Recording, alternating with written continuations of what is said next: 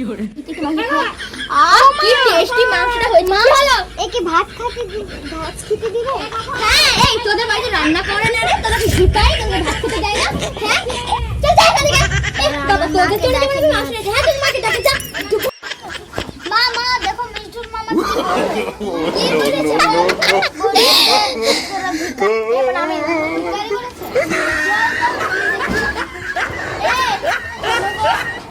কি বলবো দেখে কি বলেছে?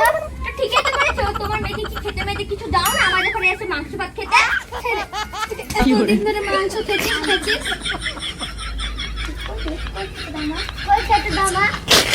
বাড়ি বাবা কি কিনতে বাবা একটু মাংস জোটে নাই যে সকালে। আমাদের বাড়িতে মাংস দেয় না, যা দেখাই গিয়ে। তাহলে তুই কেন বলে আমাদের ঘরে আলোচনা কর মা। প্রত্যেকদিন মাংস খাচ্ছিস? প্রত্যেকদিন বেলা কথা বল। আরে তোকে টেনে নিয়ে আসবি না, আমি সবার কাছে এক্সট্রা মাংস রান্না করিনি বুঝেছিস তো? কেন ছোট বটে একটু